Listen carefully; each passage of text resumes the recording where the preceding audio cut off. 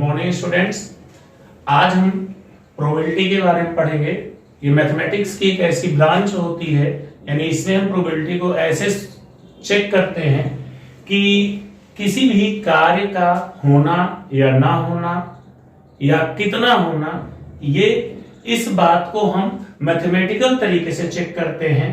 और उसका मतलब क्या होता है? प्रोबेबिलिटी का मतलब है the chance of an event, यानी किसी घटना की संभावना कि कोई घटना कितनी तरीके से हो सकती है या हैंडल की जाएगी। जैसे कि प्रोबेबिलिटी का फॉर्मूला क्या होता है? Probability of events is equal to favourable number of outcomes upon total number of outcomes. यानी प्रोबेबिलिटी को निकालना है तो हम देखेंगे कि उस घटना की टोटल कितनी आउटकम्स हैं और कितने हमारे जो फेवरेबल जो चाहते हैं हम आउटकम्स, उसका वो कितनी संख्या है, दोनों को हम अपॉन करेंगे। ये शॉर्ट फॉर्म है, यानी PE probability of events is equal to favourable number of outcomes upon total outcomes. अब हम यहां देखते हैं कि प्रोबेबिलिटी पे जो क्वेश्चंस आते हैं हमारे एग्जाम में और आप बुक में जब सॉल्व करते हो तो प्रोबेबिलिटी इन टॉपिक्स पे आती है। प्रोबेबिलिटी के जो न्यूमेरिकल्स होते हैं इन्हीं टॉपिक्स पे आते हैं। जैसे कि पहला है टाइप्स ऑफ नंबर, यानी हमें नंबर पर प्रोबेबिलिटी दी जाती है। इंग्लिश अल्फाबेट पे प्रोबेबिलिटी दी जाती है। इसी तरीके से कॉइन पे प्रोबेबिलिटी आती है। चौथे नंबर पे डाइस पे प्रोबेबिलिटी आती है, लूडो डाइस पे। पांचवें नंबर पे प्लेइंग कार्ड्स पे। छठे नंबर पे डेली लाइफ इवेंट्स पे।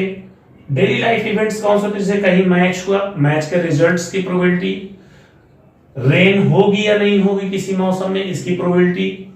और यहां पे है day of the week, months and years, यानी वीक, मंथ्स और ईयर। मंथ में दिनों की प्रोबेबिलिटी, वीक की प्रोबेबिलिटी, वीक में दिनों की प्रोबेबिलिटी, वर्ष में डे की प्रोबेबिलिटी क्या है, ये सारी चीजें। जैसे कि एग्जांपल के अंदर जब हम प्रोबेबिलिटी सॉल्व करते हैं उसको हम दो तरीके से सॉल्व करते हैं। एक हम सॉल्व करते हैं, सॉल्व जब करेंगे प्रोबेबिलिटी सॉल्व जब करते हैं हम, प्रोबेबिलिटी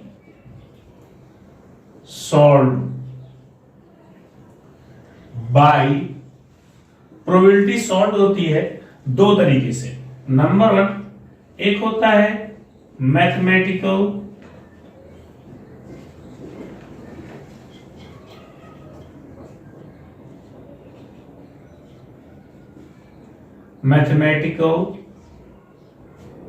कैलकुलेशन बेस्ड,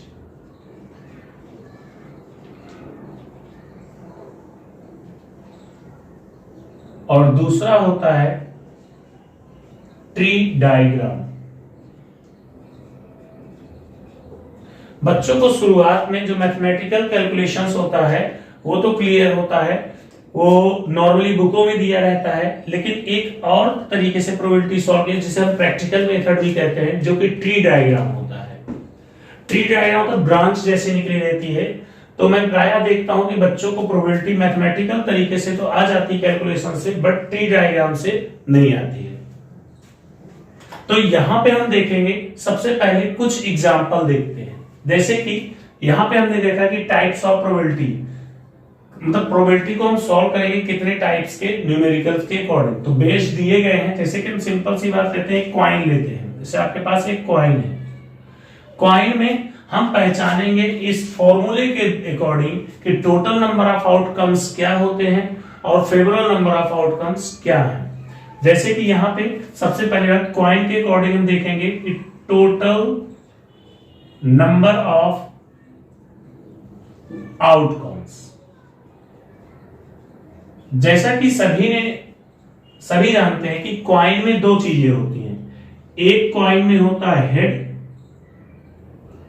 और उसी कॉइन के दूसरे पार्ट पे होता है टेल, और दोनों को हम जब जोड़ेंगे तो इसकी प्रोबेबिलिटी क्या हो जाएगी, सॉरी इसके नंबर्स क्या हो जाएंगे, यहां पे 2 होंगे।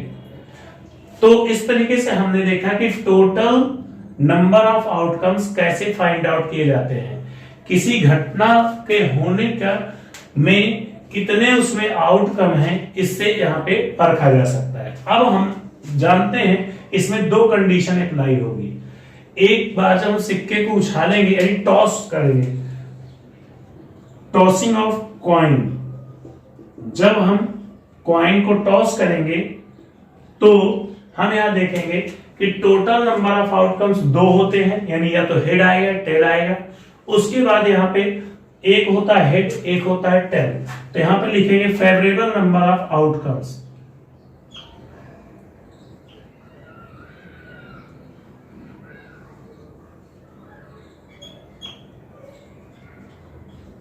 Favourable number of outcomes.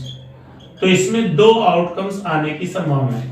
एक होता है हेड जो कि एक ही होगा, दूसरा होता है टेल जो कि ये भी एक ही होगा।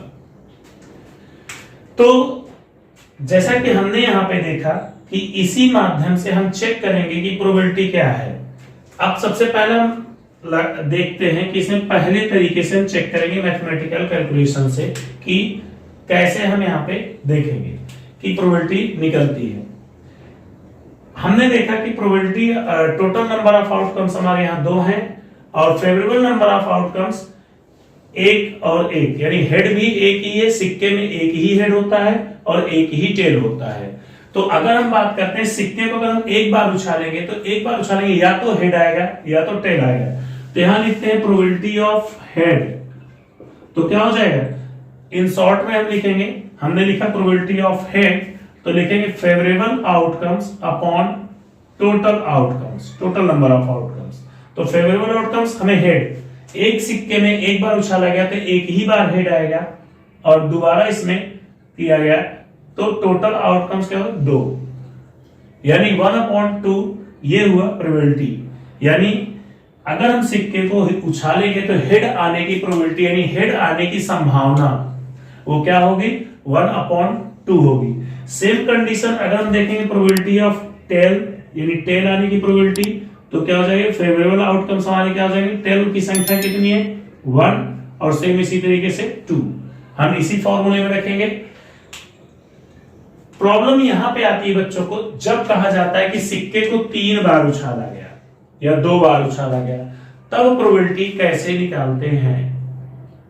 आपको यहां पे देखना पड़ेगा कि अगर हम सिक्के को एक बार उछाले, अगर हम सिक्के को यहां पे एक बार उछालते हैं तो हमारे पास, अब हमारे पास सिक्के को उछालने के लिए, जैसे मान लीजिए हमारे पास 2 सिक्के हैं, हमें 2 सिक्के उछालना पड़ा है, 3 सिक्के हमारे पास है उछालने के लिए, तो हम यहाँ पे अप्लाइड करेंगे। जैसे कि मान लो हमने प्रोबेबिलिटी देखा हमारे पास 2 सिक्के हैं, उसको उछालने का क्या होगा, जैसे पहला सिक्का हमने टॉस किया तो हेड आया, दूसरे सिक्के पे हमारा दोबारा भी हेड आ सकता है। इसी तरीके से कंडीशनली हम यहां देखेंगे पहले सिक्के पे हेड ही आ सकता है, दूसरे सिक्के पे टेल आ सकता है। इसी तरीके से हम यहां देखेंगे पहले सिक्के पे टेल आ सकता है, दूसरे सिक्के पे भी टेल आ सकता है।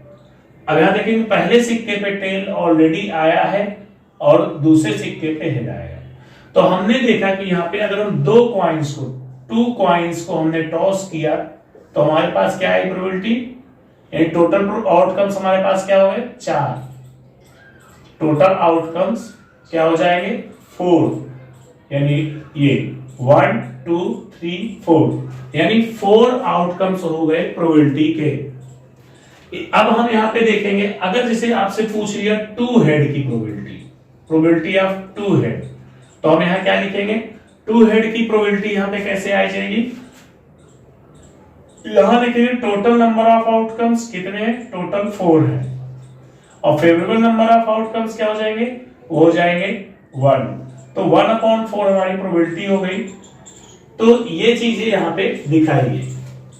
इसी तरीके से कंडीशनली हम और आगे सवाल करते हैं। अब यहां पूछा जाए कि एट 1 टेल, ओनली 1 टेल होगा, जिसमें 1 टेल होगा तो 1 टेल आने की प्रोबेबिलिटी क्या हो जाएगी, तो इसमें देखिए 2, 1 टेल 3 में है, ठीक है।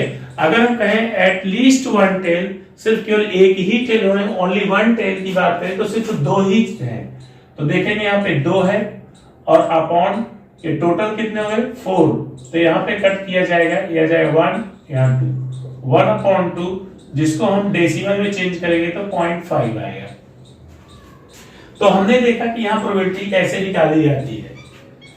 तो इस तरीके से प्रोबेबिलिटीज हमने देखा कि टोटल आउटकम कैसे फाइंड आउट किया जाता है। आपको एक तरीका मैं आपको बताता हूं कि जैसे यहाँ पे अगर हमें टोटल नंबर ऑफ आउटकम्स निकालना हो तो कैसे करते हैं। Total number of outcomes, total number of outcomes निकालने के लिए हमें जितनी घटनाएं होती हैं और कितनी बार करने से, हमने यहाँ पे देखा कि 2 कॉइन्स हैं और 2 बार उसे हमें किया गया तो हम इसको मल्टीप्लाई करेंगे 4 आएगा।